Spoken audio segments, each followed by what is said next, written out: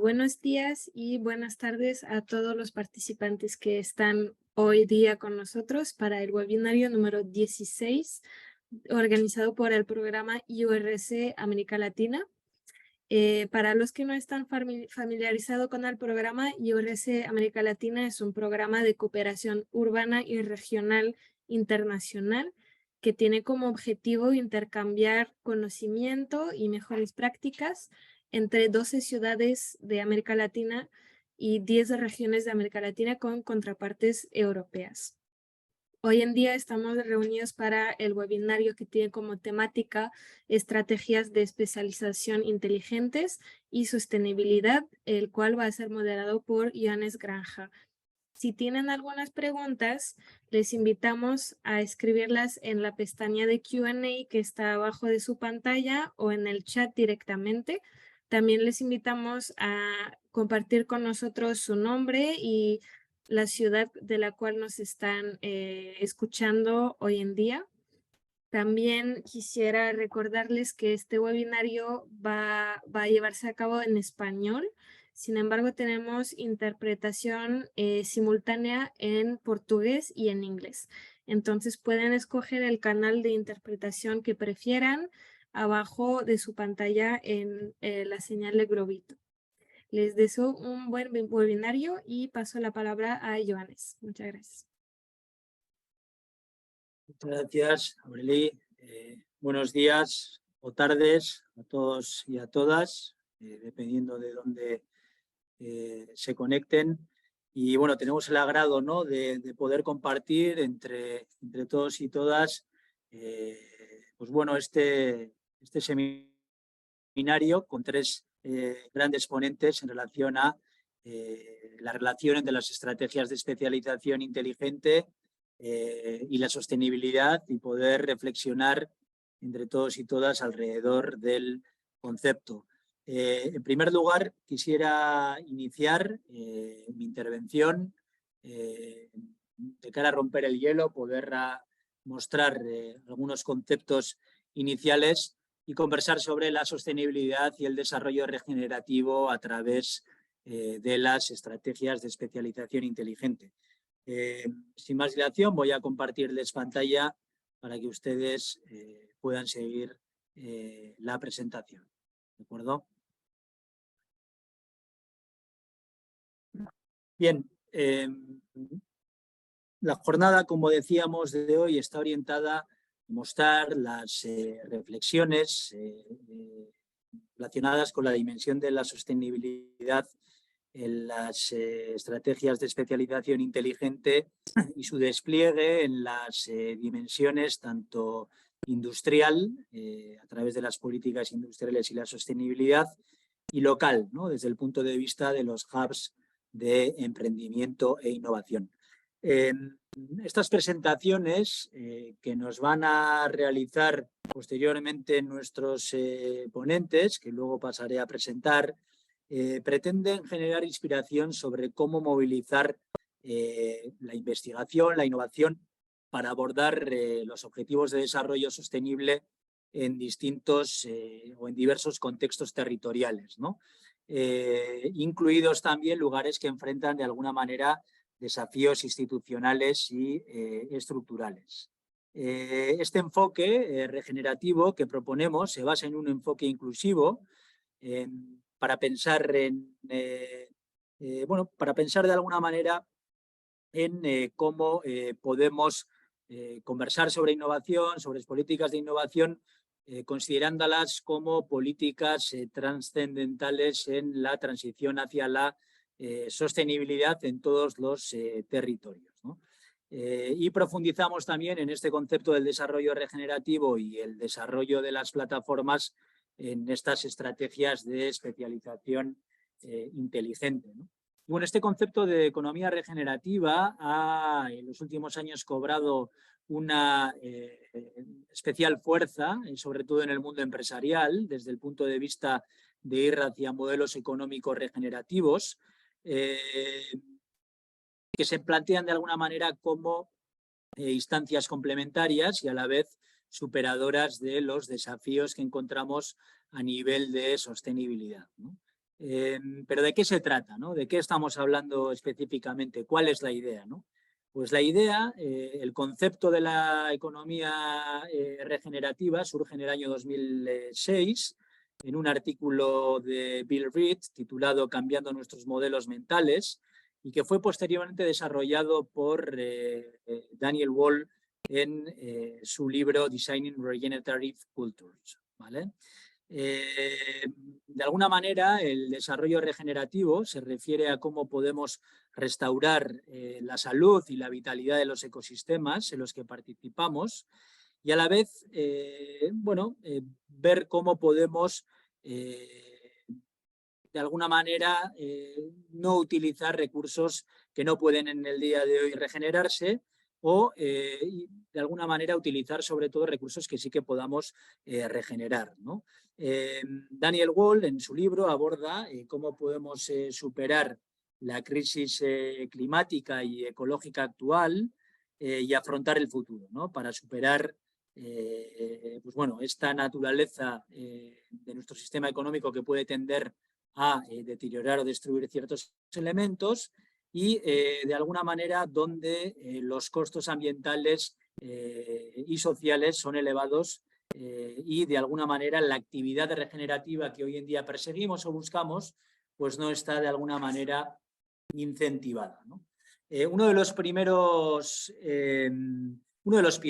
en este campo de la economía regenerativa fue el gigante del retail Walmart, que en el tercer trimestre del 2022 anunció que iniciaba un proceso a partir del cual pasará de la gestión de la sostenibilidad como empresa hacia la construcción de un concepto de empresa regenerativa, ¿no? La empresa tiene un historial, lanzó hace 15 años su estrategia de sostenibilidad global con la meta de lograr un 100% de energía renovable y cero residuos, de alguna manera en el camino hacia una cadena de suministro netamente sostenible, y entendía, ¿no?, este proceso de regeneración como la forma de regenerar, de restaurar, de renovar, de reponer y además conservar.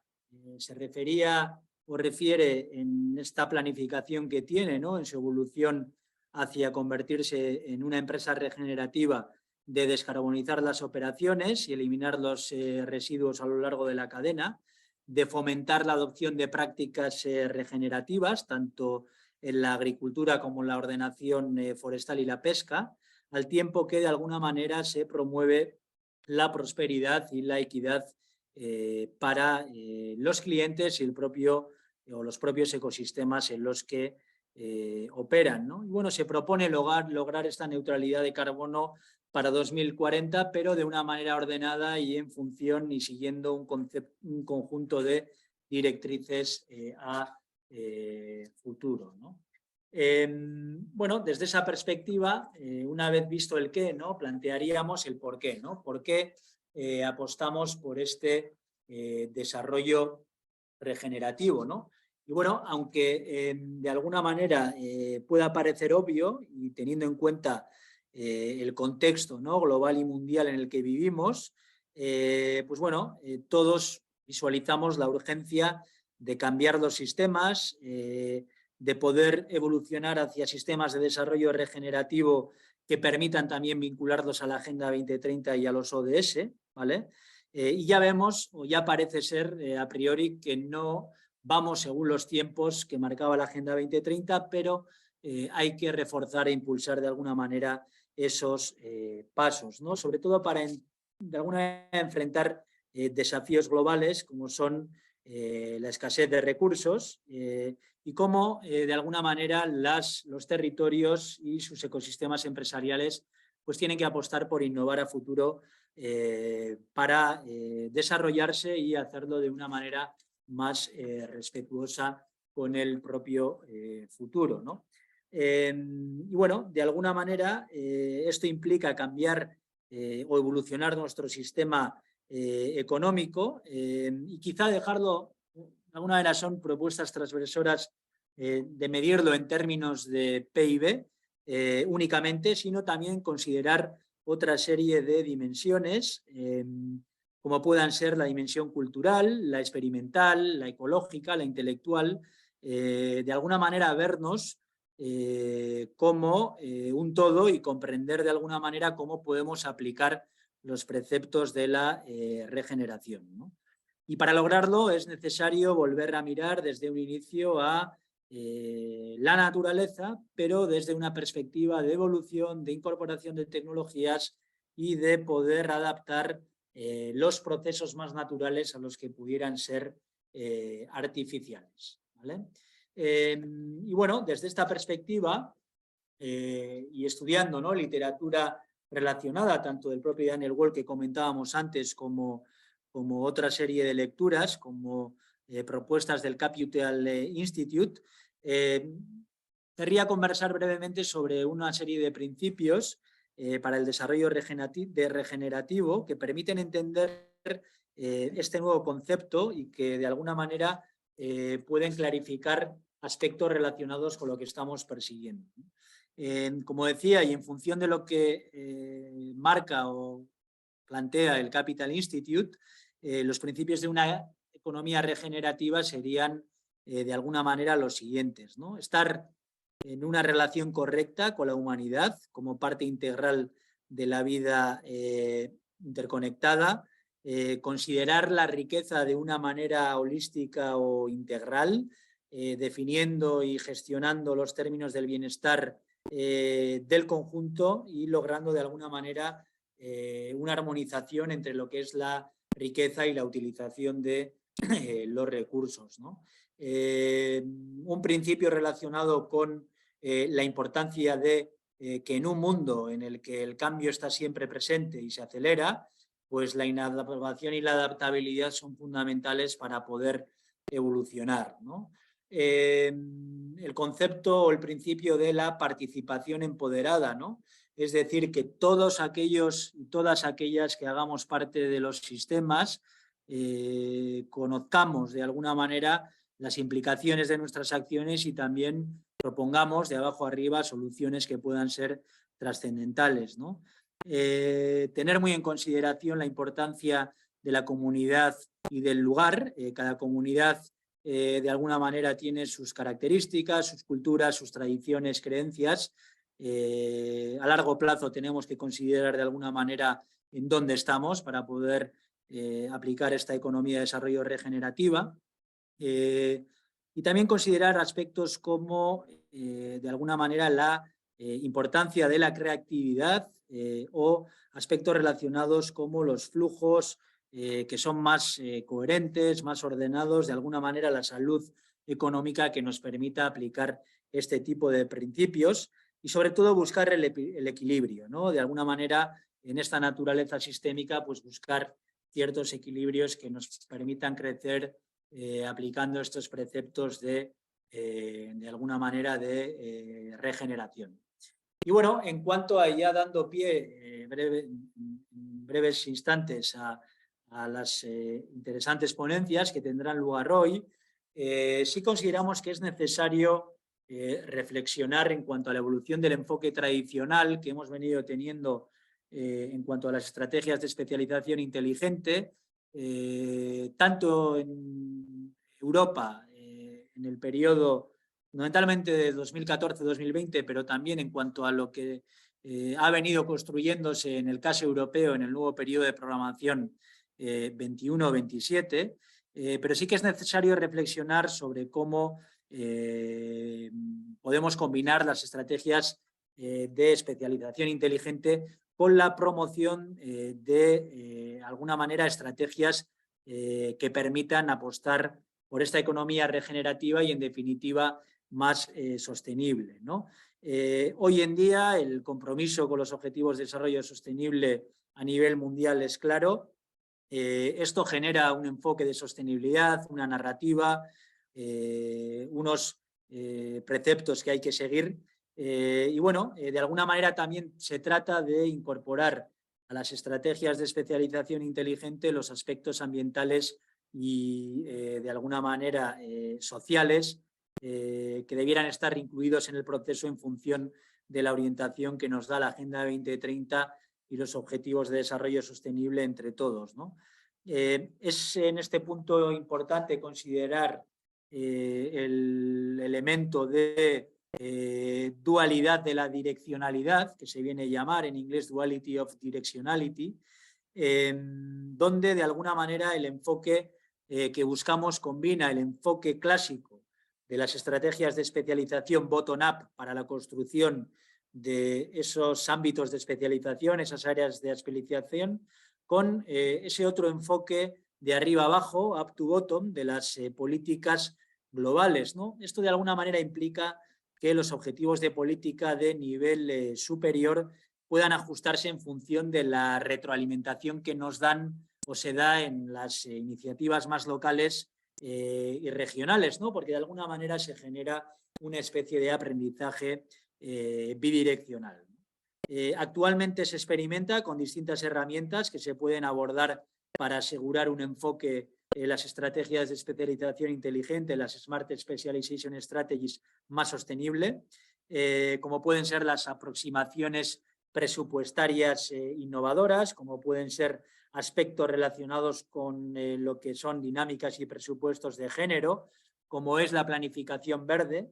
Pero bueno, para finalizar esta intervención, además de recomendar este documento que aquí les presento como informe, ¿no? De política de la propia comisión del Joint Research Center, Smart Specialization, Sustainable Development Goals and Environmental Common, de alguna manera presentamos algunos de los elementos que ellos muestran, ¿no?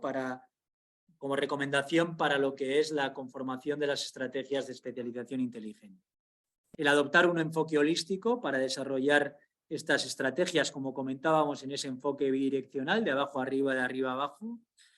Buscar la coherencia y la integración y coordinación de todas las políticas, integrar tanto objetivos y metas de los ODS en el diseño y la implementación de las nuevas estrategias, considerar los principios de suficiencia, de resiliencia y de eficiencia, evaluar qué capacidades tenemos, qué competencias y qué recursos en esta direccionalidad necesarios para implementar las estrategias de manera efectiva, y considerar los impactos ambientales, como pueden ser las emisiones de efecto invernadero, la contaminación del aire y del agua, el uso de la tierra, impactos, etcétera, en lo que es los planteamientos que vayamos a desarrollar, ¿no? Y sobre todo, y desde el punto de vista del impacto que tuvo en su momento la pandemia, ¿no? Pues considerar las oportunidades y los impactos que puede tener todo este proceso de transformación digital o digitalización de la sociedad que hoy en día vivimos, ¿no? Pero bueno, les invito, como digo, a leer este reporte. Ya tiene 2 años, pero es muy inspirador en cuanto a generar ideas, y desde un enfoque más técnico, además de ejemplos, puede mostrar recomendaciones específicas. Y bueno, a partir de aquí ya quisiera dar paso a nuestros 3 ponentes, tanto a Aitor Kobanera como director de promoción empresarial de SPRI, de la Agencia Vasca de Desarrollo Empresarial, a Patricio Valle, coordinador regional de la plataforma para la innovación de los City Labs, con una experiencia enorme en lo que es en su época anterior la construcción de hubs, nos contará sobre eso, y hoy en día con un papel relevante como consultor senior en el Banco Interamericano de Desarrollo en este concepto de Cities Lab. Y a Wanda García, especialista en materia de territorios y laboratorios naturales de ANID, de la Agencia Nacional de Investigación y Desarrollo de Chile, que históricamente lleva también una importante trayectoria en el ámbito de este tipo de estrategias o de acciones derivadas, y que nos hablará sobre los distintos nodos. Entonces, bueno, en primer lugar voy a dar paso a Aitor Kobanera para que pueda realizarnos su presentación más desde una perspectiva más macro en relación con todo lo relacionado con las políticas industriales vinculadas a estos conceptos que estamos hoy en día trabajando. Aitor, buenos días, tardes en nuestro caso. Te doy paso para que puedas presentar. Muchas gracias. Bueno, en primer lugar quería agradeceros la invitación a este seminario sobre estrategias de especialización inteligente y sostenibilidad en un marco para la reflexión organizado por IURC, por el Programa de Cooperación Internacional Urbana y Regional para América Latina. Lo que voy a tratar es de explicaros cómo aplicamos en el País Vasco, cómo engarzamos las políticas industriales con la sostenibilidad en el marco de una estrategia de especialización inteligente y, por supuesto, con una serie de actuaciones que estamos poniendo en marcha. Bien, en primer lugar, bueno, explicaros en un minuto, SPRI, como ha comentado Joanes, es la Agencia Vasca de Desarrollo Empresarial. Dependemos del Departamento de Desarrollo Empresarial, Sostenibilidad y Medio Ambiente del Gobierno vasco y nuestro papel es ejecutar la política industrial del Gobierno vasco entre sus distintas actuaciones. Por dar 4 datos, en el País Vasco estamos hablando de una comunidad de 7.000, algo más de 7.000 kilómetros cuadrados, con 2,2 millones de habitantes, con un peso muy importante de la industria sobre el PIB, superior al 24%, y una economía muy abierta, con un 38% de exportaciones sobre el PIB, y con un peso muy importante también de la I+D sobre el PIB. Luego entraré un poco en detalle en alguno de estos datos. Bien, cuando hablamos de política industrial, por empezar por uno de los ámbitos, nosotros siempre defendemos una serie de claves que por lo menos están funcionando en el País Vasco en el ámbito de dicha política industrial. Nosotros hablamos de una política industrial estructurada, equilibrada e integral, es decir, que sea aplicable a todos los ámbitos, a todas las palancas de competitividad en el ámbito empresarial. También somos defensores de ecosistemas en torno a la industria, Red Vasca de Ciencia, Tecnología e Innovación, política de clústeres, emprendimiento en colaboración con otros agentes. Por supuesto, muchas de estas actuaciones desde el ámbito de la colaboración público-privada. Siempre, por supuesto, tenemos en nuestro ADN la apuesta por la industria. Siempre decimos que somos una comunidad eminentemente industrial y, desde luego, queremos continuar siéndolo. También somos defensores de una política industrial activa. Siempre tengo que aclarar, cuando digo activa, es no intervencionista. Es decir, nosotros podemos tener líneas de apoyo, creación de entornos, ecosistemas, etcétera, pero por supuesto en un marco de libre competencia. Y también contamos con una serie de elementos que entendemos que ayudan a que esta política industrial se ponga en marcha.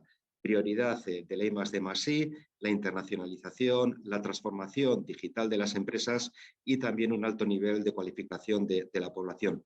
Con todos estos elementos, estos elementos son fundamentales para poner en marcha la actividad en torno a la política industrial. Bien, cuando hablamos de la política, de la estructura industrial, aquí simplemente voy a poner un flash de qué estamos hablando, en qué sectores estamos, en la energía, automoción, máquina herramienta, aeronáutica, el ámbito de las TICs, ecoindustrias, etcétera. Simplemente una foto, porque bueno, luego tendrán la presentación, y sobre todo para reflejar que estamos en el ámbito industrial y dentro de este ámbito en qué sectores estamos preferentes. Bien, empezando con nuestra estrategia de especialización inteligente que la hicimos allá por el 2014, en aquella época definimos 3 actividades o 3 ámbitos de actuación prioritarios. Eran las biociencias, el ámbito de la energía y el de la manufactura avanzada. Estos 3 ámbitos han ido evolucionando y actualmente estamos hablando de salud personalizada, como una evolución de las biociencias. El ámbito de energía lo hemos evolucionado hacia energías más limpias y el ámbito de la manufactura avanzada hacia la industria inteligente con todos los retos que implica la transformación digital y, por supuesto, todo esto de alguna forma engarzado con las 3 transiciones a las que estamos yendo de forma, yo creo que ineludible. La transición tecnológico-digital, la energético-climática, y la social y sanitaria. Todo esto, por supuesto, lo hemos construido, yo diría que al igual que en todas las regiones de Europa y del mundo, basándonos en las capacidades empresariales reflejadas en la slide anterior que he presentado y también en nuestras capacidades científico-tecnológicas que luego comentaré un poco más adelante. Bien, ¿y todo ello para qué? Bueno, en su momento definimos estos ámbitos de actuación preferente porque entendíamos que, como he comentado, en función de nuestras capacidades empresariales y de nuestras capacidades científico-tecnológicas, era por lo que teníamos que apostar como ámbitos prioritarios en el País Vasco. Y, como decía, lo hemos evolucionado sobre todo relacionado con el impulso de las tres transiciones, la transición tecnológico-digital, la transición energético-climática y la transición social-sanitaria. Dentro de estas tres, por supuesto, los ámbitos que más nos tocan de cerca son las dos primeras, que son las que más influyen o las que más efecto tienen en el ámbito industrial, que es en el que estamos trabajando. Hablando, por supuesto, de la digitalización, automatización, acceso a utilización de datos, data analytics, bueno, y todas las palancas en el ámbito de la transformación digital y teniendo, por supuesto, como lugar preferente la Smart Industry o la industria inteligente. Y en el ámbito energético climático, pues desde luego, por supuesto, apostando por todo aquello que suponga una transición en cuanto a la sustitución de las energías tradicionales o de las fuentes tradicionales por otras energías más limpias y que estén más en consonancia con el medio ambiente y que de alguna forma contribuyan a mitigar los efectos del cambio climático, calentamiento global, etc. Bien, además también existen, relacionado con esto, una serie de megatendencias y las tres transiciones en Euskadi. Hablamos de Euskadi Digital, Euskadi Verde y Euskadi Inclusiva. En la parte de Euskadi Digital, sobre todo haciendo referencia en gran parte a aquellas tecnologías que de alguna forma van a contribuir a que tengamos cada vez una industria más avanzada en cuanto a la transformación digital, digitalización, inteligencia artificial, Big Data, pero sobre todo que esto de alguna forma no sirva para generar una brecha digital, sino que contribuya de alguna forma a eliminarla y que todos estemos subidos al carro de la digitalización. En cuanto a la Euskadi Verde, que está relacionada con la transición energético-climática, lo que he comentado antes, eficiencia energética, neutralidad climática, descarbonización de la industria, o por lo menos ir hacia una mayor descarbonización de la industria, movilidad sostenible, transición energética justa, es decir, intentando influir en todos aquellos vectores que de alguna forma pueden contribuir a que esa transición vaya hacia la dirección en la que estamos todos en Europa direccionando nuestra economía. Y la transición social y sanitaria, que como decía, nos corresponde menos a nosotros porque estamos en el ámbito industrial, aunque también tenemos industria, por supuesto, vinculada con la salud, pero estamos hablando de temas de riesgos pandémicos, como hemos sufrido recientemente, envejecimiento saludable, igualdad de género y sobre todo yo diría que la cohesión social y territorial a través de la cual nadie se quede fuera dentro de este sistema. Bien, dentro de estas prioridades que he comentado antes de nuestra estrategia de especialización inteligente, industria inteligente, energías limpias y salud personalizada, tenemos una serie de prioridades que no voy a entrar en detalle, pero que de alguna forma nos marcan las políticas y las actuaciones que estamos llevando a cabo a través de todas las líneas que estamos trabajando desde el Gobierno vasco y SPRI. Hablo siempre, por supuesto, dentro del ámbito industrial. Y yo diría que en la parte que nos toca a nosotros, por resumir un poco esta slide, es utilizar el ámbito energético y el ámbito de la industria inteligente y también el de la salud personalizada, que nos puede afectar a todo el ámbito de los devices que se pueden desarrollar en esta prioridad, sobre todo que sean palancas de competitividad y de aprovechamiento de las oportunidades que se puedan generar en el ámbito empresarial, pero por supuesto que haya una dirección clara hacia una industria cada vez más inteligente, hacia la utilización de energías cada vez más limpias, hablando de la eficiencia energética, descarbonización, economía circular, energías renovables, etcétera, y también en la medida que podamos contribuir también a que la salud personalizada sea un vector importante dentro de la actuación industrial en la parte que nos corresponda. Antes no he comentado que dentro de nuestra estrategia de especialización inteligente también se han identificado una serie de territorios de oportunidad en los cuales también estamos trabajando y que son relevantes también como nichos de oportunidad dentro del País Vasco. No voy a entrar en detalles, simplemente enunciarlos como alimentación saludable, ecoinnovación, ciudades sostenibles y todo lo que tiene que ver con las industrias creativas y culturales. Bien, dentro de todo este ámbito, como he dicho, tenemos por un lado nuestra política industrial, por otro tenemos la estrategia de especialización inteligente y tenemos también las 3 transiciones. Todo ello hace que al final esto se tenga que traducir en una serie de actuaciones que sirvan como palancas de competitividad para el ámbito industrial, el ámbito empresarial. Simplemente por comentar algunos, no voy a entrar en detalle por un tema de tiempo sobre todo, enunciar una serie de elementos que desde el ámbito de la colaboración público-privada están contribuyendo a poner en marcha estas políticas dentro de este ámbito de actuación de las 3 prioridades. Tenemos la Red Vasca de Ciencia, Tecnología e Innovación, compuesta por las estructuras de investigación, centros tecnológicos, unidades de I+D empresariales, en la parte que nos toca a nosotros como contribución junto con el sector empresarial a ir avanzando cada vez en unos productos cada vez tecnológicamente más avanzados y en una I+D que cada vez esté más metida dentro del ámbito empresarial. Tenemos una política de clústeres desde los años 90, hace ya más de 30 años, cuando tenemos clusterizada toda la actividad industrial y nos sirve, por supuesto, muy bien como organizaciones intermedias para desplegar la política, además de que son organizaciones que también están muy en consonancia con la actuación del gobierno y sobre todo para fomentar y para apoyar todos los entornos de colaboración de las empresas que están dentro de la cadena de valor de cada una de estas organizaciones. Tenemos yo diría que un gran centro de investigación, una gran alianza que es Basque Research and Technology Alliance, que agrupa a más de 3.500 investigadores con un número de proyectos internacionales importante, con un número de personas importante, que de alguna forma da dimensión a toda la estructuración de la I+D en el País Vasco desde el punto de vista de la oferta.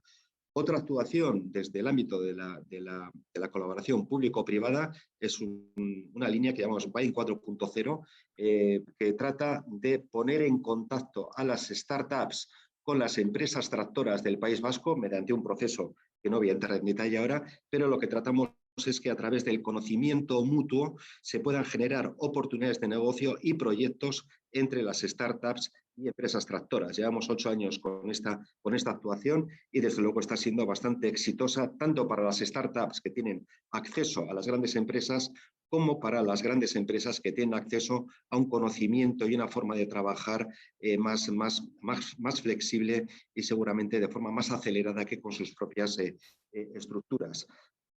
Otro ámbito es lo que llamamos el Basque Digital Innovation Hub, que de alguna forma pone a disposición de las empresas una red de activos y servicios en el ámbito de la industria 4.0, organizada por tecnologías, para aquellas empresas que no tengan que invertir en este tipo de activos, sino que utilicen aquello que ya existe para sus actuaciones de formación, testeo, etcétera, para empezar la inmersión en la industria 4.0, en la industria inteligente. Recientemente lanzamos también BAIC, Basque Artificial Intelligence Center, que es un espacio, una asociación en la cual confluyen todas aquellas empresas que están trabajando en el mundo de la inteligencia artificial con el fin de que se pueda producir una aceleración en la adopción de este tipo de tecnologías vinculadas con la IA por parte de la industria.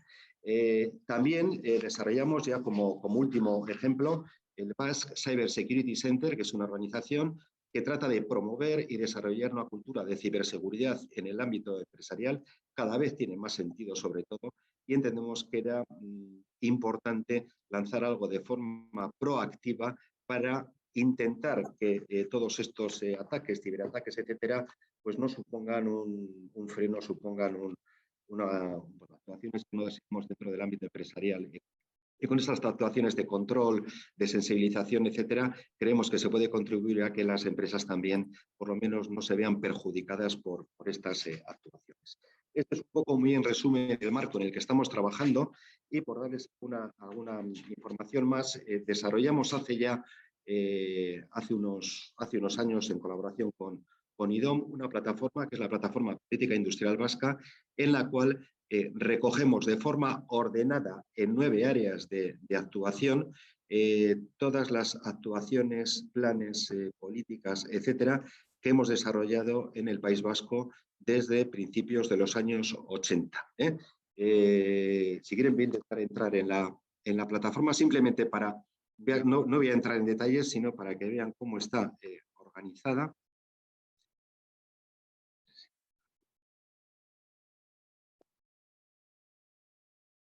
¿No? Bien, esta es un poco la pantalla de entrada y como les decía, está organizada según una serie de áreas de actuación a través de las cuales se puede entrar a todas las actuaciones que están reflejadas en cada una de las áreas. Hay unas búsquedas también por términos en los que se puede ir hacia todas aquellas actuaciones que se han ido realizando, y lo tenemos también orientado desde un ámbito cronológico, en el cual también por esa serie de líneas de actuación en el ámbito temporal, en línea temporal, se puede acceder a toda esta información. Esta información la tenemos abierta, por supuesto, a todo el mundo, es abierta. Tenemos en la presentación la dirección de la plataforma, y como decía, está estructurado todo en base a fichas en las cuales describimos para cada actuación, pues bueno, los antecedentes, las actuaciones, los resultados, etcétera, y con esto lo que tratamos es de transmitir y de forma ordenada y recopilar, por supuesto, todas las actuaciones que hemos realizado en el País Vasco, como decía, en los últimos 40 años. Y aquí lo dejo, Jones. Muchas gracias por su atención y vuelvo a reiterar el agradecimiento por la invitación a poder transmitirles lo que estamos haciendo en el País Vasco en estos ámbitos. Muchas gracias.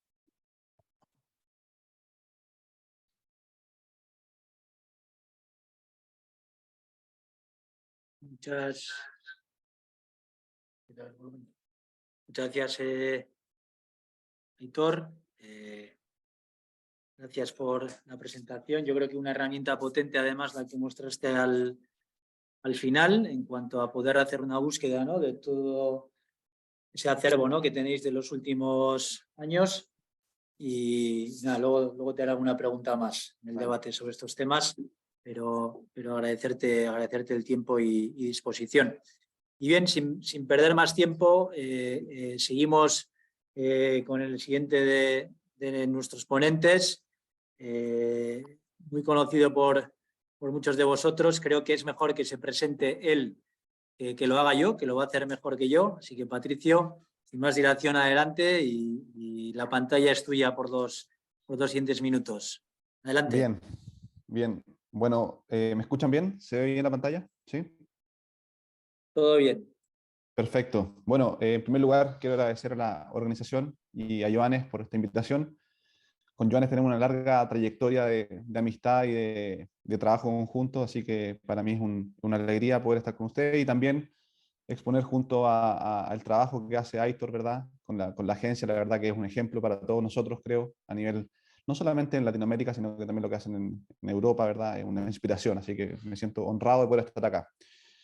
Yo les vengo a contar desde mi experiencia lo que ha sido el desarrollo de los hubs de innovación. Yo fui director de desarrollo y fundador del Hub de Providencia, de la Municipalidad de Providencia, que es un modelo que les voy a profundizar en las próximas slides, pero también les quiero contar que hoy día soy parte del equipo del Banco Interamericano de Desarrollo, soy coordinador general de una plataforma que promueve la innovación en 15 ciudades de Latinoamérica, con el objetivo de crear, acelerar y expandir labs de innovación en las ciudades, afrontando retos municipales o públicos, ¿sí?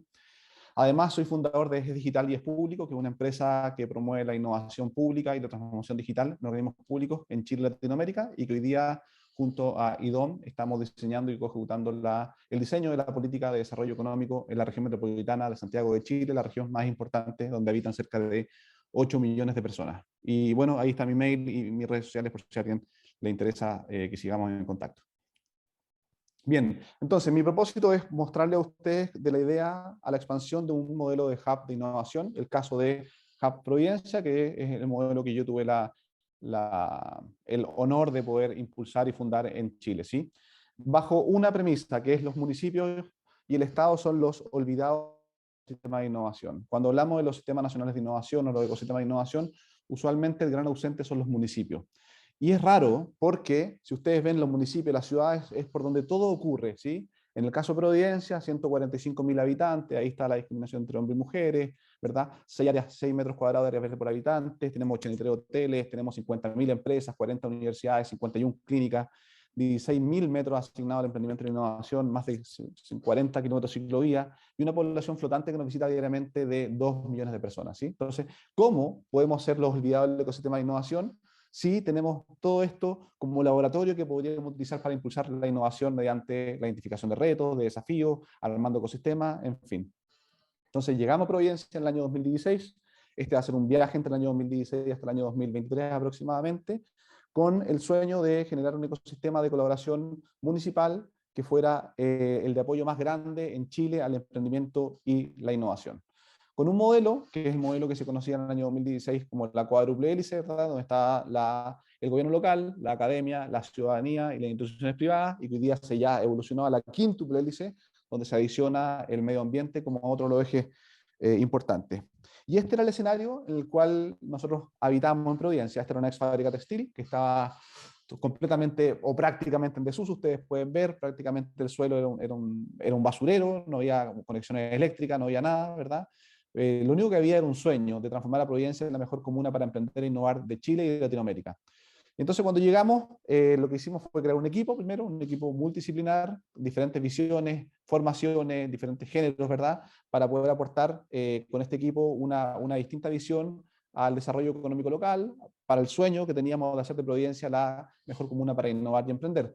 Con el equipo comenzamos a diseñar nuestros ejes de actuación. Ahí Aitor habló de los ejes de actuación. En el caso nuestro teníamos 4 ejes de actuación. El primero se llama desarrollo ecosistema o cultura, que son acciones para visibilizar, comunicar, extender, validar, legitimar, acercar, promover, y cualquier verbo en positivo la cultura, la innovación y el emprendimiento. Este, sin lugar a duda, en mi opinión, es el eje más importante al momento de formar o crear un labs de innovación, porque ya lo vamos a mostrar, porque este es el eje que da volumen y visibilidad, sobre todo entendiendo que los hubs, cuando son de las ciudades, tienen un componente político muy, muy interesante. El segundo eje es la formación o programas de entrenamiento para instalar habilidades, conocimiento y competencia en los emprendedores, en los ciudadanos que querían aprender sobre innovación. El tercero son programas de asistencia técnica o programas de acompañamiento, que ya son programas más largos que duran 3 o 4 meses, donde acompañamos a startups en su camino de emprender e innovar. Y por último tenemos las plataformas comerciales, que son ferias comerciales para que las y los emprendedores pudieran comercializar sus productos. Entonces, ahora les empiezo a mostrar algunas imágenes de lo que fue, ¿verdad? Recuerden que así nosotros llegamos, cuando llegamos a Providencia, esta es la imagen real del edificio, equipo, diseño programa, y empezamos a hacer red de foros, charlas, talleres, seminarios, concursos y workshops, para que la gente pudiera acercarse a un espacio municipal entendiendo que los municipios éramos los olvidados del ecosistema de emprendimiento e innovación. Empezamos a trabajar, a traer actividades de valor para las personas, para los emprendedores, empezamos a mover mucha gente, muchas personas para que ocuparan el espacio como si fuera de ellos, emprendedores, emprendedoras, diseñadores, diferentes industrias, pero también colegios, entendiendo que queríamos que la innovación que se generara en nuestro espacio también fuera un bien público y que los niños o estudiantes también pudieran conocer sobre estas materias. El desafío acá era entender que el metro cuadrado es muy caro en Providencia y había que darle mucho uso. Por tanto, nosotros apostábamos a que este espacio estuviera completamente lleno las 24 horas del día. Ese era el sueño, ¿sí? Entonces, esto nos dio aproximadamente que en los 5 primeros meses ya teníamos un volumen de 500 personas por día que nos visitaban.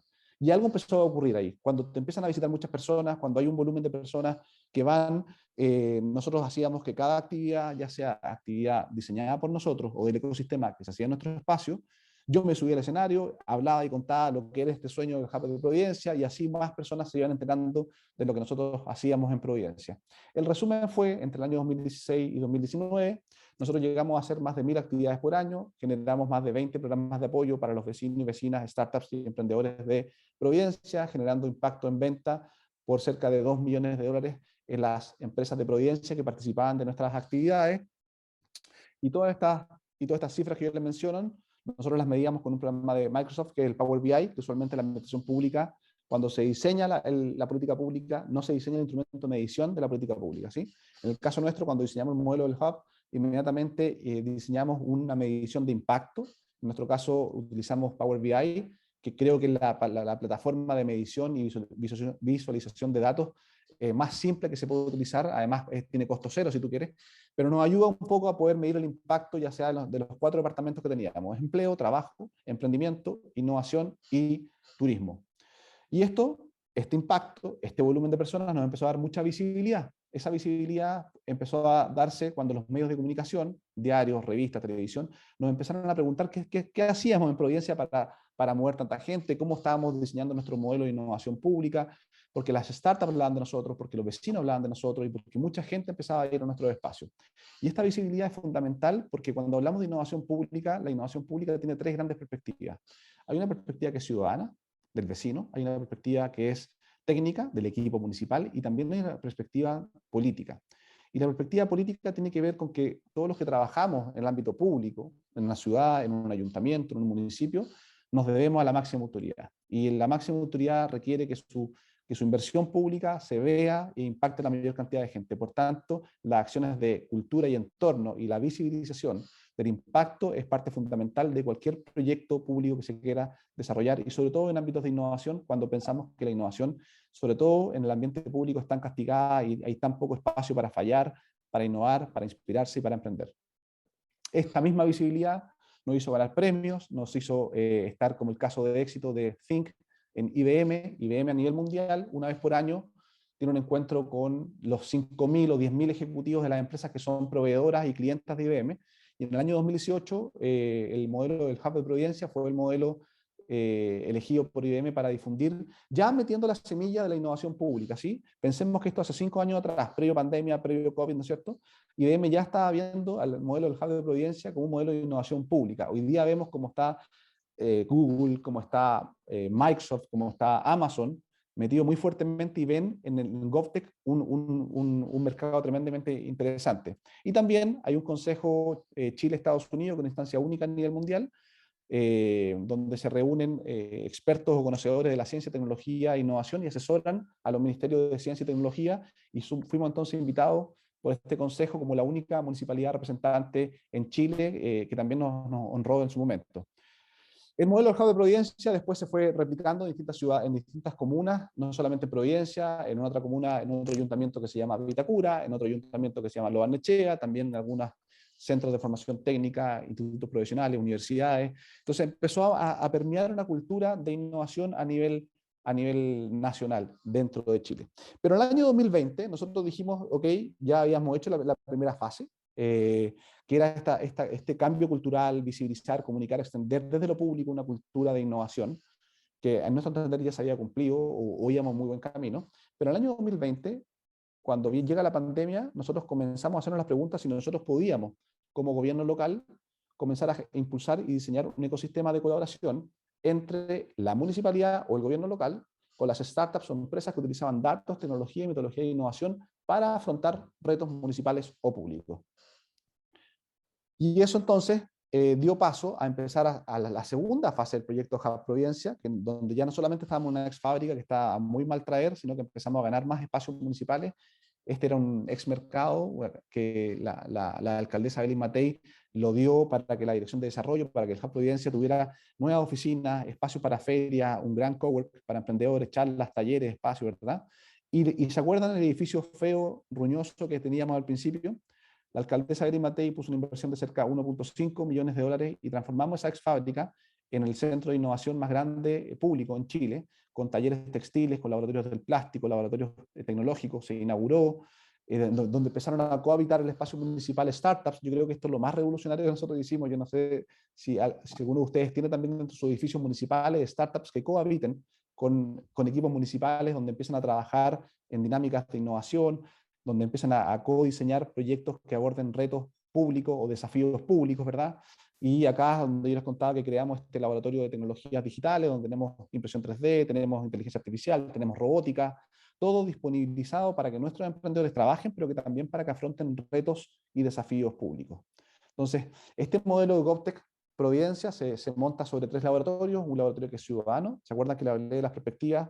Donde el ciudadano es el protagonista, el ciudadano va caminando por la calle y ve una luz apagada, envía un mensaje, ¿verdad? Y eso funciona como un sensor donde nos dice que hay una luz apagada o que algo no funciona, Después tenemos el laboratorio vivo, que es el espacio público de Providencia, que es un espacio conceptual y físico para el testeo y validación de la innovación en un contexto real, es decir, de la mano con el ciudadano. Y por último tenemos este laboratorio de gobierno local, que lo que buscamos es básicamente instalar habilidades, conocimiento y competencias de innovación en el equipo municipal, pero también con ello cambiar la cultura y cambiar el chip municipal a transformar a la Municipalidad de Providencia en un organismo más ágil, colaborativo e innovador.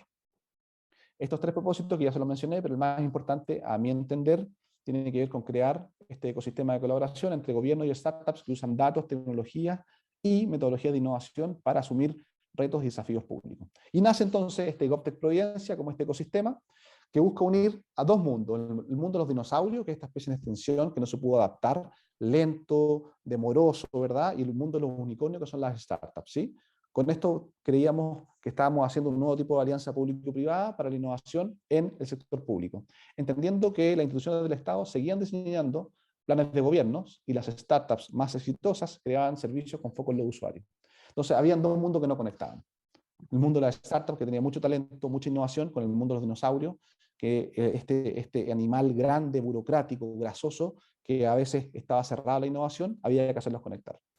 Y claro, y el gobierno entonces, en esta desconexión, es una imagen de gobierno, es la gran fila, ¿verdad?, de trámites que no son trámites, simplemente son errores de diseño, y nosotros los ciudadanos seguimos haciendo filas para hacer trámites presenciales cuando hoy día la tecnología está disponible para que gran cantidad de los trámites, primero, se rediseñen, segundo, se eliminen, y tercero, si son trámites, pasarlo a lo digital y poder hacer una mejor experiencia al usuario.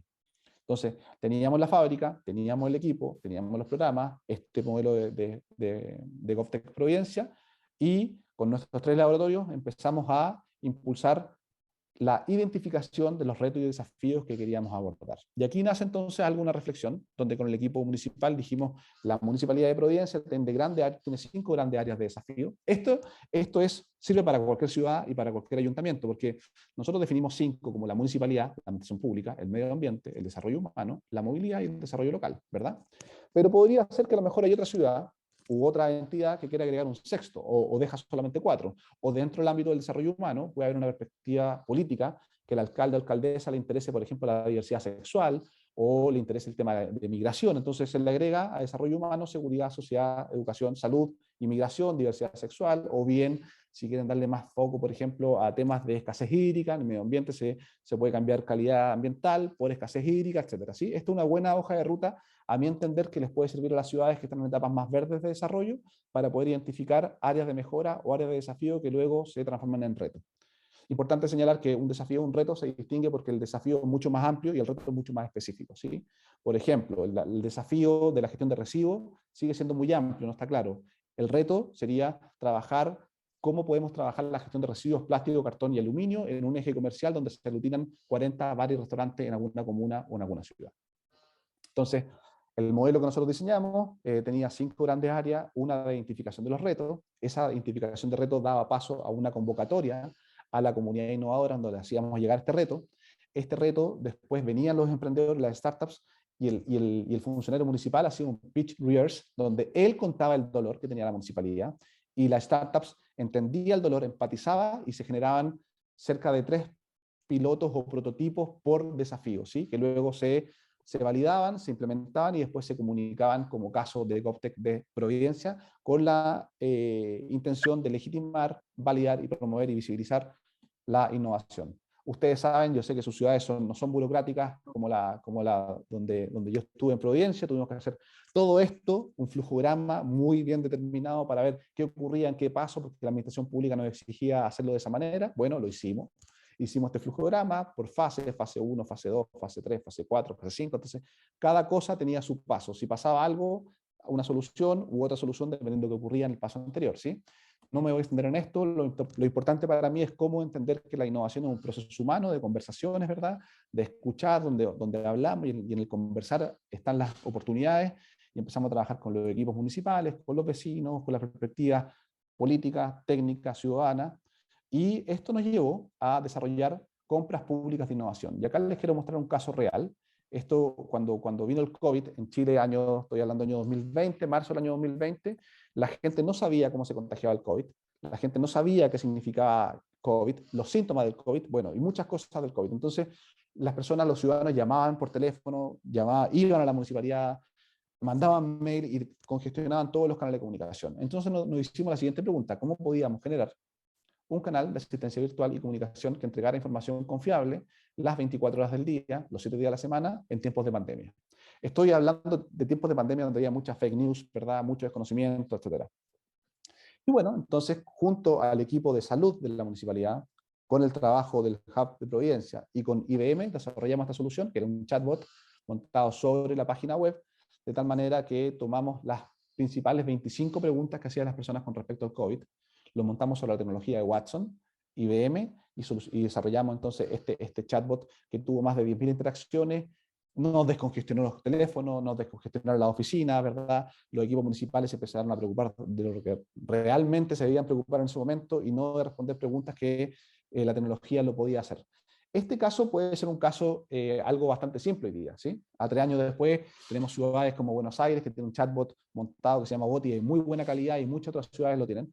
Pero para nosotros esto fue un caso importante porque demostró, primero, que podíamos hacer una alianza con una empresa privada, segundo, que la tecnología podía estar al servicio de las personas, y tercero, que puede solucionar problemas reales de las personas como lo hizo en el caso de la pandemia. Y con eso entonces fuimos desarrollando después diferentes tipos de soluciones, siempre basadas en tecnología. En este caso era cómo podíamos suplir las deficiencias comunicativas de las personas sordas o los ciudadanos haitianos. En Chile hay una migración muy importante de la población haitiana, entonces ellos hablan creol y francés, y nuestros equipos municipales no hablan, entonces no hablan ni creol ni francés, entonces desarrollamos esta tecnología que se llama Visor, que es junto a una startup chilena, que lo que hace básicamente que la persona puede llegar y tal como se ve en la imagen, le habla a una pantalla donde el traductor le traduce al funcionario municipal, y esto hoy día se escaló como política pública en los servicios públicos de Chile. Todos los servicios, gran parte de ellos, tienen esta tecnología instaurada en su oficina. Pero bueno, y también hicimos esta plataforma como un banco de horas para que mentores de cualquier parte del mundo pudieran mentorar a emprendedores y emprendedoras de Providencia, entendiendo que teníamos más de 5.000 emprendedores registrados, diferentes rubros, y lo que hicimos entonces fue trabajar junto a startups que nos ayudara a desarrollar este match perfecto entre el requerimiento de un emprendedor y la solución de un mentor basada con tecnología e inteligencia artificial, ¿sí? 3 casos concretos, no me voy a extender más, y acá hay otras startups chilenas que hoy día están trabajando con foco en la innovación pública y que están habitando el espacio Providencia. Hoy día estamos centrados en temas de resiliencia climática, en estrés hídrico, reutilización de aguas grises, siempre desde un modelo que es 100% municipal. Y algunas lecciones aprendidas: los municipios y las ciudades sí podemos generar procesos de innovación. Creemos que la colaboración con startups genera aprendizajes en el desarrollo económico local e impactan al ciudadano. Los municipios y las ciudades sí pueden y sí podemos ser protagonistas del ecosistema de innovación. No podemos hacer todo, sí, tenemos que evitar distracciones, centrarnos en las áreas de mayor rentabilidad social y económica también para el municipio, y las ciudades debemos ser más ágiles, colaborativas, flexibles e innovadoras. Y por último, si en nuestro país, en Chile, en Latinoamérica, gran parte de los últimos 50 años el desarrollo vino por la infraestructura, por aeropuertos, por carreteras, por hospitales y todo lo que tiene que ver con fierro y cemento, probablemente en los próximos 30 años el desarrollo va a estar centrado con todo lo que tiene que ver con las nuevas tecnologías y la industria 4.0. Entonces el llamado es que los municipios debemos ser protagonistas del ecosistema de emprendimiento e innovación, y debemos utilizar la tecnología como aliado fundamental, con foco en el usuario, con foco en los vecinos, para desarrollar un mejor países, mejores naciones y mejores ciudades. Así que muchas gracias. Muchas gracias, Pato. La verdad es que es sumamente interesante. Yo creo que no esa visión de lo social, ¿no? Para, desde la perspectiva de la innovación y el emprendimiento, promover, ¿no? Desarrollar y pilotar pues este tipo de iniciativas que vienen impulsadas por, ¿no? y para la comunidad. Pues bueno, ¿no? Al final se está trabajando en resolver retos, ¿no? y desafíos locales, y creo que va muy en línea con todo este aspecto que hemos comentado, de incorporar, ¿no? de esas estrategias a la bajada de lo local desde esa perspectiva. Así que te agradezco la presentación, porque creo que es muy inspiradora, ¿no? Y entiendo que los asistentes, aquellos que tengan interés, directamente te puedan contactar, porque creo que es una solución replicable, ¿no? en cuanto a buena práctica en muchos ciudades y territorios a nivel global. Muchas gracias, Pato, como siempre. Gracias, Joanes. Bien, pues bueno, yendo hacia adelante, ya la última de las intervenciones, un tema interesantísimo desde el punto de vista de lo que es la experiencia de los nodos. Y bueno, tenemos, creo yo, a la persona más adecuada para contárnoslo, que es Wanda García, representando a NID. Wanda, sin más dilación, cuando quieras adelante. Hola, Joanes, muchas gracias. La pantalla es tuya. Gracias. Bien, buenas tardes, buenos días, buenas tardes en Europa. Voy a compartir la pantalla.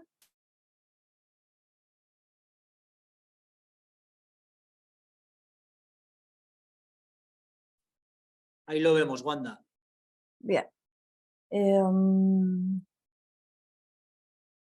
¿Se ve bien? Se ve perfecto. Bien, gracias. Bueno, como nos indicaba Joanes recién, agradezco la invitación a la NID, a la Agencia Nacional de Investigación y Desarrollo de Chile, a presentar su experiencia sobre intervención territorial en el marco de la CTCI. Primero, hacernos quizás una pregunta. Cuando hablamos de ciencia y tecnología, ¿para qué? ¿Para qué? ¿Por qué lo hacemos? Normalmente los países financian la actividad científica y tecnológica, pero ¿con qué fin lo hacen? En el caso de Chile, la idea es que alcance un desarrollo sostenible e integral para construir un camino propio que mejore la calidad de sus habitantes y aporte al desarrollo de los territorios. En este sentido, el año 2020 fue creado el Ministerio de Ciencia, Tecnología, Conocimiento e Innovación, cuya misión pues, es contribuir al desarrollo sostenible en el ámbito económico, sociocultural y humano, de modo que aportar a las personas y a las comunidades a través de la implementación de la política pública, fortalecer la democratización, el fortalecimiento, la descentralización de la CTCI. Este ministerio se desconcentra territorialmente en 5 macrozonas. 5 macrozonas que están indicadas en la figura de la derecha, que son lideradas por un secretario regional ministerial, por un CEREM. En este sentido tenemos macrozona norte, centro, centro-sur, sur y austral. Están indicadas ahí las regiones que las conforman. Bueno, este ministerio tiene un vínculo con una agencia, que es la Agencia Nacional de Investigación y Desarrollo, donde yo trabajo, y esta agencia lo que hace es bajar la política pública definida por este ministerio mediante sus instrumentos, con el propósito de promover, fomentar y desarrollar la investigación científica, tecnológica y también en todas las áreas del conocimiento, según los lineamientos indicados por el Ministerio de Ciencia antes indicado. Bueno, en este contexto institucional, la NID lo que busca es que sus instrumentos y el financiamiento que otorga genera un impacto en la sociedad. Para esto, ha diseñado un instrumento que se llama Nodos de Aceleración del Impacto Territorial, tomando como modelo el proceso de movilización del conocimiento que abarca desde la investigación al impacto de sus resultados, pasando por la divulgación, la valorización de los mismos e implementación. En este sentido, estos nodos que se han creado como forma de intervención en el territorio, ¿qué es lo que buscan? ¿Qué es lo que hacen? Son proyectos que financia esta agencia que buscan articular y fortalecer los ecosistemas locales de CTCI para lograr impactos en áreas estratégicas de cada macrozonas definidas por el Ministerio de Ciencia, y obteniendo beneficios sociales, económicos y culturales. Y en términos concretos, ¿qué es lo que hacen?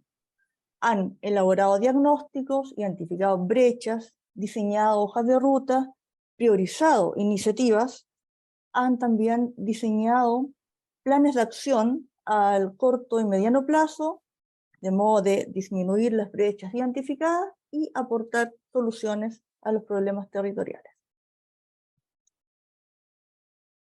Esta intervención tiene ciertas características en cuanto al alcance territorial.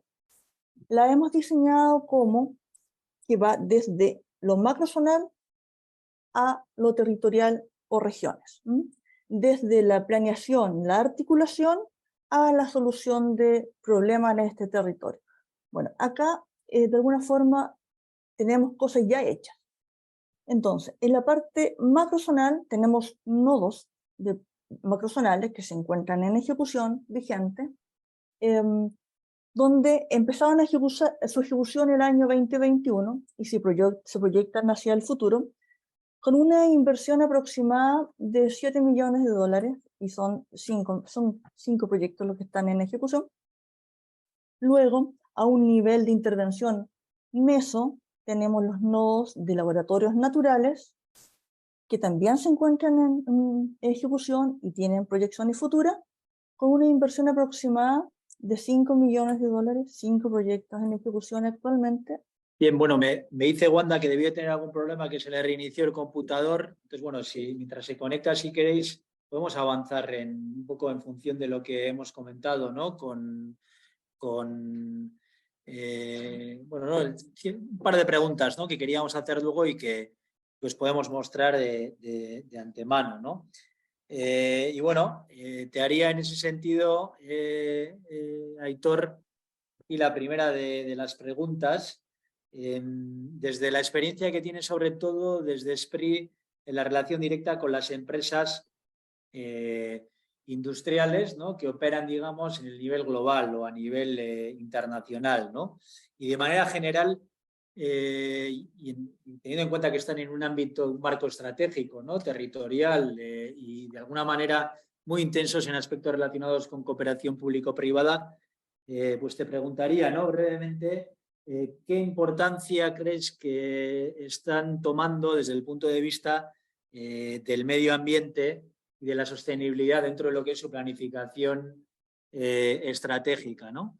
Entonces, bueno, si te parece, en un par de minutitos, 3, a ver qué nos cuentas. Buenos días, buenas tardes otra vez. Hombre, yo creo que para contestar a esa pregunta hay que ver en el contexto en el que estamos y sobre todo hacer una referencia histórica, y voy a comentar un poco la experiencia del País Vasco. Nosotros empezamos allá por los años 70-80 con una reconversión industrial importante. Había un modelo de producción obsoleto, altas tasas de desempleo, baja productividad. Bueno, como decía, una época de reconversión industrial, o hubo que afrontar la reconversión industrial con sectores pesados también, pesados y muy intensivos en utilización de recursos humanos, siderurgia, naval, bienes de equipo. Más adelante, en los años 90, se apostó por la calidad, la competitividad, la colaboración, impulso de la I+D+I, la diversificación, la internacionalización. Más adelante todavía con el impulso de las TICs, la transformación digital. En definitiva, yo creo que nosotros por lo menos hemos recorrido una serie de etapas que han permitido ahora pensar también en criterios de sostenibilidad. Yo creo que hay que estar preparados para afrontar esta situación y de alguna forma haber pasado por las etapas anteriores. Tenemos muy claro que las palancas de competitividad de las empresas, lo que he dicho antes también, son la I+D+I, la transformación digital, internacionalización, colaboración, entretenimiento, etcétera. Y entendemos la sostenibilidad como un paso más totalmente necesario. O sea, ya no tiene sentido, desde nuestro punto de vista, hablar de la actividad industrial si no estamos hablando de sostenibilidad, economía circular, descarbonización, eficiencia energética, etcétera. Cada vez hay más concienciación a nivel social y a nivel industrial sobre los efectos del cambio climático y, como decía, hay que avanzar en estas claves y trabajar en ámbitos de movilidad sostenible, energías como el hidrógeno, descarbonización, lo que he comentado antes.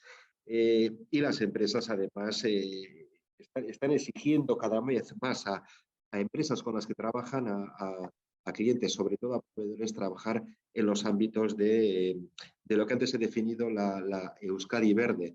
cada vez estamos viendo más actividades empresariales, digamos, tradicionales, que están trabajando en tecnologías de energías limpias en el ámbito de la siderurgia, se está hablando del acero verde, etcétera, y cada vez esto es una tendencia que va a llegar a nivel al ámbito industrial, pero como exigencia de unas empresas, aquellas empresas que trabajan con ellas. Creemos que es un proceso imparable, por supuesto.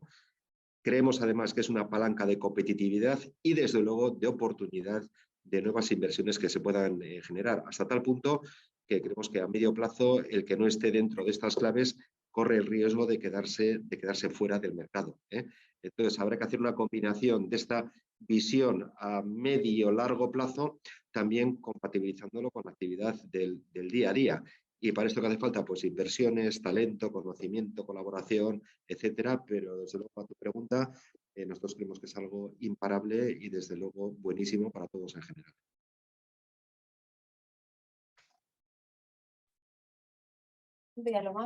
Puta, si estoy escuchando, sí. Gracias, Dije, puta, va a Aitor. variar estos computadores que a veces se te desconecta el internet. Sí. Bueno, no, como decía, un poco por continuar, luego Aitor Está buena. te realizaré otra pregunta. Pero Iba bueno, como Wanda, bien. Cosas que pasan acá. Sí, no. Por favor, hay alguien que tiene el micrófono abierto, además de Wanda, si los demás lo podéis cerrar, gracias. No, decía Wanda, por favor, una vez pasados los problemas de la técnica, tienes 5 minutos más para terminar la presentación y luego continuamos con un par de preguntitas más. Adelante. Bueno,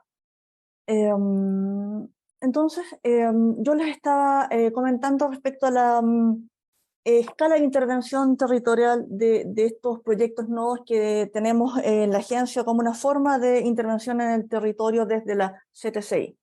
Bueno, esta es la forma, vamos de la macrozona a lo regional en el tiempo, pasando por distintos tipos de proyectos que tienen que ver con un foco macro regional, meso y micro. Lo de micro lo estamos viendo hacia el futuro abordando las soluciones a las brechas identificadas. Bueno, estos son los proyectos que se encuentran vigentes, son 10 nodos territoriales, participan la gran parte de las universidades regionales de Chile, centros de I+D, corporaciones, etc. Es un número importante de instituciones participando en este tipo de proyectos. Resultados a la fecha, vamos a pasar bien rápido. Tenemos diagnósticos con un foco macro-regional en áreas priorizadas, tenemos hojas de ruta diseñadas también con un foco macro-regional para cada una de las macrozonas identificadas, tenemos gobernanzas instaladas donde participa el sector público, el sector privado, la academia, los actores sociales, y que lo que hacen es orientar a estos proyectos. Tenemos articulación entre proyectos, que es una labor que hace la NID para generar fertilización cruzada entre estos nodos. Ahora, en el ámbito meso, tenemos los laboratorios naturales, que han sido una experiencia muy interesante porque existen ya caracterizaciones de los mismos, estados del arte, brechas identificadas, mapas de actores, hojas de ruta diseñadas y también cartografías participativas. En general y sobre el futuro.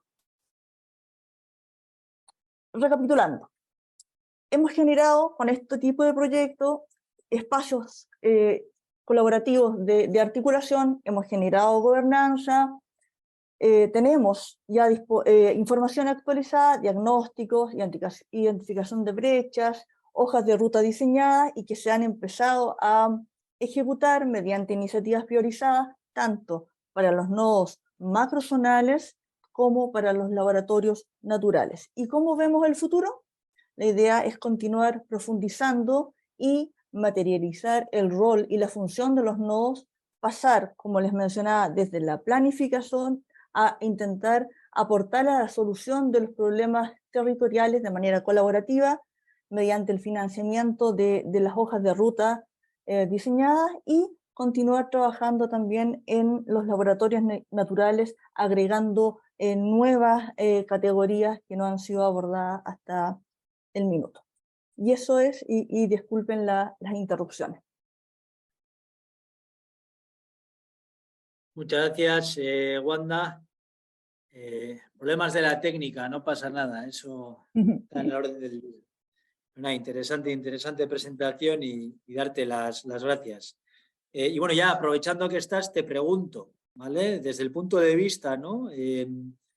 Pues bueno, de todo esto que nos has mostrado, de la actividad que estáis desarrollando a través de los nodos, ¿crees que esto va a tener un impacto para generar un mayor número de proyectos de innovación de forma colaborativa y además un poco bajo el enfoque, ¿no? De estos enfoques de sostenibilidad, etcétera, que estamos conversando? Bueno, yo creo que sí, creo que hemos dado un paso importante en el ámbito del trabajo colaborativo de las instituciones regionales, principalmente las universidades regionales y también otros actores del territorio. En la medida que existe este trabajo colaborativo, también se pueden generar mejores soluciones a los problemas que existen en este territorio, sobre todo, en especial, soluciones que vengan desde las regiones de Chile, ¿no? Desde los mismos territorios, que ellos definan, como ya han planificado, ya han identificado sus prioridades también, puedan diseñar sus soluciones. Y claro, obviamente, con los objetivos de desarrollo sostenible, están muy vinculados en especial con los laboratorios naturales. Los proyectos de laboratorios naturales se vinculan mucho más al territorio, tienen una bajada muy concreta a estos territorios, en distintos ámbitos, desde el desierto, la montaña, los volcanes, subantártico, etc. Sí que yo creo que sí, estamos en un buen pie. De acuerdo. Luego habrá evaluación, ¿no? Habrá alguna evaluación y ahí se verá, ¿no? Si Sí, realmente esperamos. sale o no. Estaremos atentos. Bien, yo un poco también por preguntar, ¿no? En este ámbito que estamos conversando y volviendo de alguna manera al nivel más, no diría local, pero sí sé que la experiencia de Pato en este sentido también ha estado relacionada, pero me iría más a lo que es el concepto de GovTech, ¿no? Ahí, Pato, yo creo que tú tienes una amplísima experiencia en este aspecto, o al menos más que el común de los mortales, como decimos. La pregunta es, ¿podríamos afirmar que hoy en día, ¿no? Desde esta perspectiva de desarrollo de laboratorios de innovación abierta, para dar respuesta, ¿no? A retos que se tienen, ¿no? Desde las comunidades locales y las ciudades, podríamos afirmar que de alguna manera se está apostando por el desarrollo de estos laboratorios y en esta intersección, ¿no? Lo que es el GovTech. ¿Qué opinión tienes o qué nos puedes contar al respecto?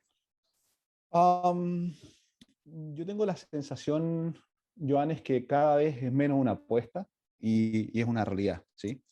Si pensamos solamente en Chile, Mercado Público, que es la plataforma de compras públicas del Estado de Chile, se transan aproximadamente por año 20.000 millones de dólares, ¿sí? O sea, 20.000 millones de dólares que están muy atomizados principalmente en seguridad, salud y educación. Luego de eso, están las partidas que vienen por las municipalidades o los ayuntamientos, ¿sí? Y de ahí se pierde un poco la data, ¿sí? Pero usualmente lo que ocurre en Latinoamérica, en todas las plataformas de compras públicas, los gastos públicos están muy atomizados en muy pocas empresas. Muchos recursos, muy pocas empresas. Y el gasto público aumenta cada año y los proveedores te entregan cada vez menos, ¿sí? ¿Y qué pasa cuando empezamos a ocupar la tecnología? La tecnología es todo lo contrario, cada año más barata y te entrega más, ¿sí? Y ahora, si esa tecnología la empiezan a proveer las startups que usan datos, la tecnología y metodología de innovación, ciertamente pueden contribuir a ser un Estado o una ciudad más empática, con un foco en el ciudadano, ¿sí? Por tanto, GovTech, entonces, no es solamente la unión del Estado con las startups, sino que son las startups que utilizan datos, tecnologías, metodología e innovación para afrontar retos municipales o públicos. Lo importante acá está en que los Estados y las ciudades deben identificar muy bien cuáles son sus retos, cuáles son sus desafíos, de la perspectiva ya sea ciudadana, política o técnica. Yo tengo la sensación entonces, Joan, es que ya han habido casos muy interesantes, lo que pasa en Córdoba, por ejemplo. Córdoba creó un fondo GovTech, el primero en Latinoamérica. Lo que está haciendo Chile, el gobierno de Chile ahora con las empresas está licitando el modelo de compra pública de innovación. Ahí eso va directamente ligado a temas GovTech, porque está pensado en las startups, pero ya en Brasil, lo que hace 011 Lab, en São Paulo, por ejemplo, también fuertemente lo que hace el Hub de Providencia en Chile, es decir, ya hay células de estas innovaciones. Europa sacó un fondo el año pasado, creo que eran 1.000 millones de euros, si mal no recuerdo, para apostar por la compra pública de innovación con foco en las startups que utilizan datos, tecnología, metodología e innovación. Por tanto, ya hay hoy día cimientos fuertes y seguros para que esta nueva forma de pensar, ¿sí? Esta nueva forma de alianza público-privada ya no sea una apuesta, sino que sea una realidad y que se invierta la pirámide en la cual hoy día la gran cantidad de gasto público se atomiza en muy pocas empresas y que hoy día la gran cantidad de fondos públicos se desatomice, se democratice y se vaya con un foco en la startup que usan datos, tecnología, metodología e innovación para ser un Estado más empático, una ciudad que ponga el foco en el ciudadano y que pasemos del gasto público a una inversión pública mucho más rentable. Ahora que tienes de alguna manera esta visión, ¿no? Como experto del consultor señor del BID, ¿no? Desde esa perspectiva de los City Lab, etcétera, a nivel global, entiendo que es algo que te estás encontrando, ¿no? A partir de los numerosos viajes, ¿no? Que entiendo que estás abordando, entiendo que es algo que empiezas a ver de manera común, incluso la experiencia tuya, ¿no? Directa. Efectivamente, es curioso ver cómo hoy día las ciudades van afrontando los retos e impulsan la innovación mediante la identificación de retos y desafíos, y cómo arman su gobernanza pública de innovación, ya sea creando labs o creando hubs de innovación, ¿verdad? Y tenemos el caso, por ejemplo, de Mendoza, que lo hace de una manera, de Quito, de Guayaquil, o lo que pasa en Santiago de Chile. Entonces, es muy rica la conversación y justamente esta instancia, las que ustedes están generando de traspaso de información, ¿no es cierto?, transferencia, de visibilizar, poder conectarnos con la SPRI, poder conocer el caso del Hub de Providencia, lo que hace la NID, son fundamentales porque finalmente las oportunidades viven en las conversaciones. Y yo invito a la gente que luego de esta ya me escribieron un par de ciudades por mail, entonces que dejemos una línea directa para generar un repositorio de las mejores prácticas, transferir y, ¿por qué no?, poder en el futuro poder hacer un proyecto de transferencia de la mejor práctica de un modelo, cualquiera sea, porque siempre cuando hablamos de innovación, el ámbito público lo requiere, Jones.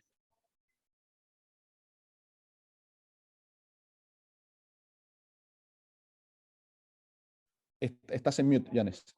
No, digo que no te me escaparas, que ya te hago a ti la última de las preguntas que os quería hacer y ya con eso cierro contigo.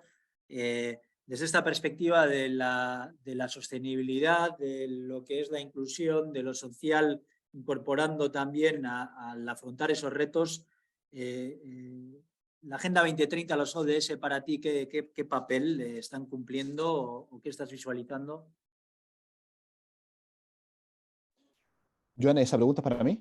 Sí. Ya para cerrar contigo os la voy a hacer. Perfecto. A los bueno, tres. la Agenda 2030 lo que hace funciona como un faro en la oscuridad que te muestra el camino que hay que recorrer o te marca la prioridad que queramos tener la agencia, los gobiernos o las ciudades, ¿no es cierto?, en relación al desarrollo sostenible. ¿Sí? Está claro que el modelo que se ha implementado en diferentes países hasta ahora ha funcionado, pero también ha demostrado que a un costo muy alto, un costo ambiental, un costo social y un costo donde se ha fracturado de cierta manera la clase social y se ha fracturado un pacto de desarrollo sostenible. Por tanto, ahí radica la importancia de poder tener estas agencias que te pongan y te iluminen con estos desafíos, pero también es importante que las ciudades no tomemos todo como verdad y también tengamos procesos reflexivos e identifiquemos cuáles son nuestros retos y cuáles son nuestros desafíos que queremos abordar de la perspectiva ciudadana, técnica y por supuesto política, porque es lo que nos marca a todos los que trabajamos en el ambiente público. Muchas gracias, Pato. Bien, me voy en el mismo país ahora. Wanda, los ODS, en la realidad de los nodos que suponen, han tenido un papel. ¿Cómo lo estáis abordando? Mira, nosotros lo están abordando, yo diría que desde los nodos de laboratorios naturales, que están muy vinculados con temas de cambio climático, con temas de agua, con temas de resiliencia. Si bien no es algo solicitado en forma directa, yo estimo que se aborda de forma bastante fuerte en el desarrollo de los proyectos. Y es un tema también que debemos ir abordando en el tiempo con más con mayores definiciones desde nosotros, desde la agencia. Muchas gracias, Wanda. Y nada, ahora la visión desde SPRI, ¿no? De Aitor y sobre todo un poco la realidad que estáis viendo, ¿no? De qué supone, cómo están incorporando las empresas los ODS, ¿no? Creo que conoces alguna que otra acción al respecto. Un poco, Aitor, conocer un poco qué visualizas y qué estás. Bueno, como comentaba antes, nosotros tenemos muy implantada en el País Vasco la política de clústeres. Tenemos 16 organizaciones dinamizadoras de los clústeres a través de las cuales desplegamos una serie de actuaciones que tienen al final efecto en las empresas en cuanto a proyectos de colaboración o líneas de trabajo. Empezamos con agendas tecnológicas, con descarbonización, y desde hace unos meses empezamos con los objetivos de desarrollo sostenible. Es decir, los objetivos de desarrollo sostenible, los ODS, al final yo creo que requieren la implicación de todos. Varios de ellos tienen implicación o relación directa con la actividad industrial, y nosotros lo que estamos haciendo es trabajar con los clústeres, con las organizaciones que dinamizan los clústeres para, a través de grupos de trabajo, intentar, por supuesto, sensibilizar de la importancia, pero sobre todo de desplegar la relevancia de los ODS a través de los clústeres en todo el tejido empresarial, y que se generen proyectos de colaboración y que trabajen en colaboración para, en la medida que puedan, también aportar su actividad en el cumplimiento de los ODS.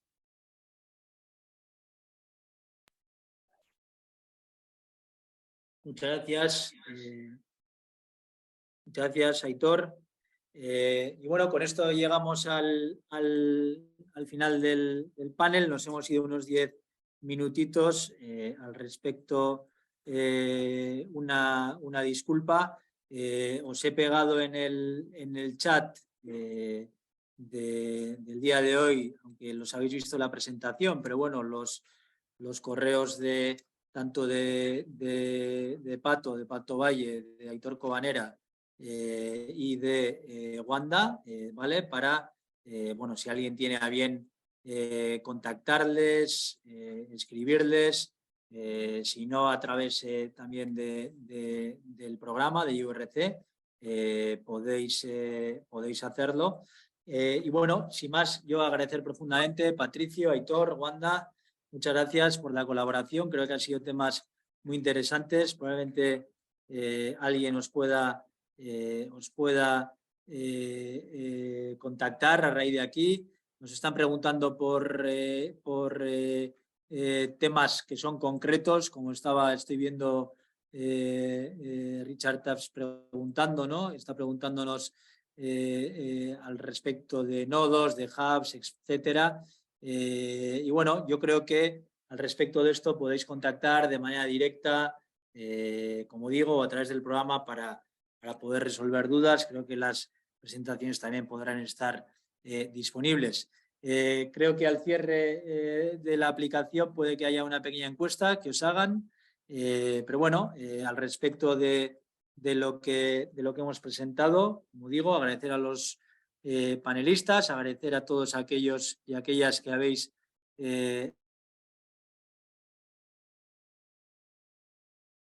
asistido, y bueno, a partir de aquí toda la jornada hasta una próxima ocasión. Buenos días, buenas tardes, nos vemos pronto. Saludos. Saludos, muchas gracias. Hasta luego, gracias, Joanes, gracias, Aitor. Chao. Hasta luego, Wanda. muchas gracias. Bye, bye. Chao, chao.